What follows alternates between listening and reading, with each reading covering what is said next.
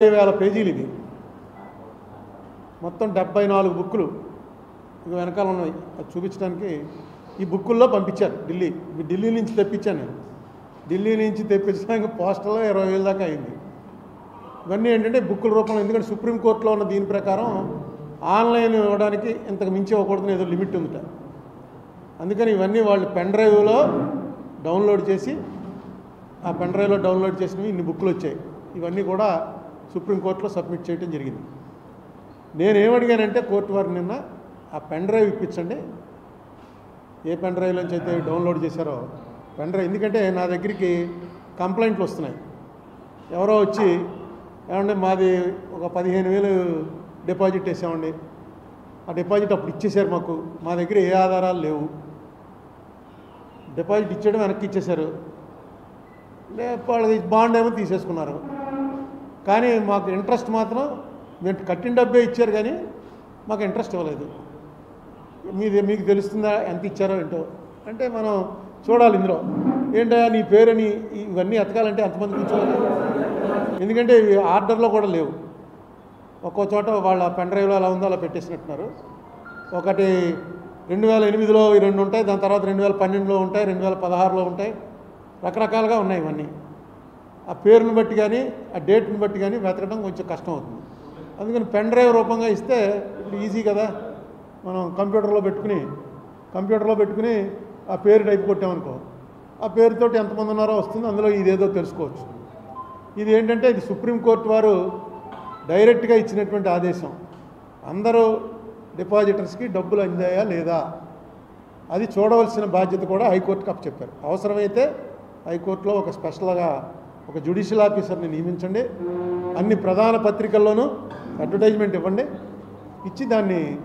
ప్రజలందరికీ అందేయలేదని అంటే అప్పుడు మార్గదర్శికి సంబంధించిన పెద్ద అడ్వకేట్లు సిద్ధార్థ దుద్రా అభిషేక్ సింఘ్వి ముకుల్ రోత్గి వీళ్ళు ముగ్గురు కూడా అబ్జెక్ట్ చేశారు అబ్జెక్ట్ చేసి ఇదేంటిది అసలు ఎవరు అడిగారు ఇది మీరు మళ్ళీ ఇప్పుడు ఎప్పుడో అయిపోయిన 15 ఏళ్ల క్రితం ఇప్పుడు మీరు మళ్ళీ లేపుతున్నారు ఏంటంటే జడ్జి గారు క్లియర్గా ఏం చెప్పాడంటే చిన్న డిపాజిటర్లు ఉన్నారనుకో 10,000 15,000 ఇచ్చిన వాళ్ళు వాళ్ళకు కూడా న్యాయం చేయాలి కదా మీరు ఇచ్చేసామంటున్నప్పుడు మీకేం అభ్యంతరం కోర్టు వారు దాన్ని నిర్ణయిస్తారు అని చెప్పి అది కూడా ఒక అడిషనల్గా సుప్రీంకోర్టు వారి ఆదేశం మనం అడిగింది కాదు ఈమని చెప్పారు సో ఇది నేను నిన్న అడిగింది ఏంటంటే ఇది ఒక పెన్ డ్రైవ్ రూపంలో ఇప్పించమని జడ్జి గారు ఏమన్నారంటే టు దట్ ఎక్స్టెంట్ ఒక అప్లికేషన్ పెట్టుకో కోర్టు ముందు అన్నారు వాళ్ళకు కూడా అది పెడతాను అది ఇచ్చేస్తారు ఎందుకంటే వాళ్ళకి ఏం అభ్యంతరం ఉన్నట్టు కనపడలేదు నాకు ఉండడానికి అవకాశం కూడా లేదు ఇకపోతే ముఖ్యంగా మనం ఎప్పటి నుంచో రాజమండ్రిలో ఉన్న సీనియర్ పాత్రికేయులు అందరికీ తెలుసు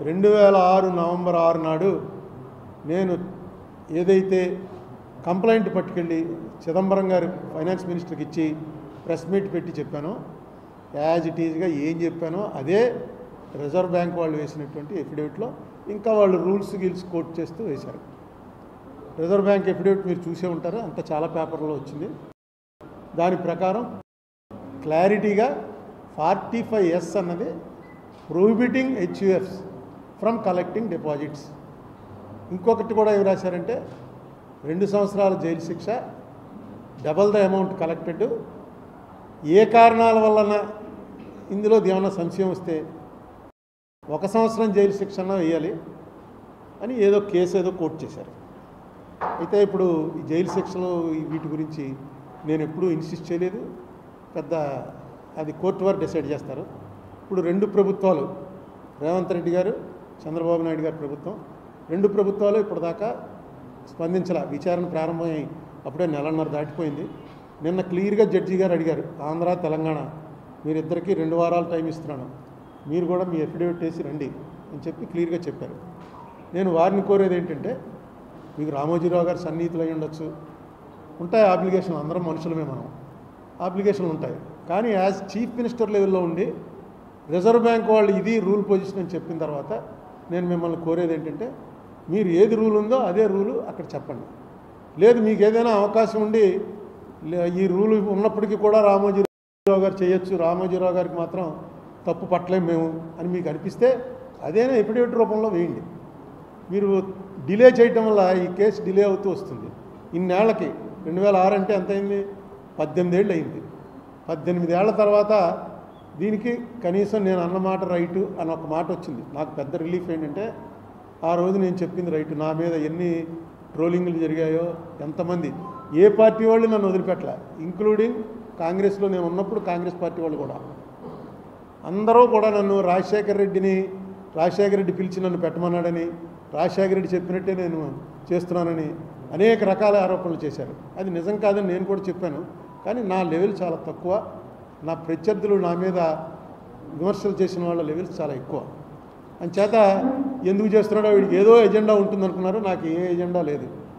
మిగతా ఇప్పుడు మొన్నే చూసాం, కాకినాడలో ఒక కంపెనీ ఎత్తేశారు. ఏది దాని పేరు ధనలక్ష్మి, జయలక్ష్మి. అలాగే అది అయిన తర్వాత ఇంకోటి కార్తికేయ ఏదో ఇంకో పేరుతోటి ఇంకోటి ఎత్తేశారు, కోఆపరేటివ్. వీటన్నిటికీ కారణాలు ఏంటంటే ఇప్పుడు చిట్ ఫండ్ కంపెనీలు ఉన్నాయి. ఏ చిట్ ఫండ్ కంపెనీ కూడా ఆంధ్రప్రదేశ్లో ఉన్న ఏ చిట్ ఫండ్ కంపెనీ, ఆంధ్ర తెలంగాణలో ఉన్న ఏ చిట్ ఫండ్ కంపెనీ కూడా చిట్ ఫండ్ యాక్ట్ని ఫాలో అవ్వట్లే. ఎందుకంటే రామోజీరావు గారు ఫాలో అవ్వట్లే. చాలా సింపుల్. రామోజీరావు గారు క్లియర్గా మొన్న వీళ్ళు వెళ్తే ఈ పోలీస్ వాళ్ళు వెళ్ళారు, సిబిఐ కాదు వాళ్ళు, సిఐడి వాళ్ళు వెళ్ళారు.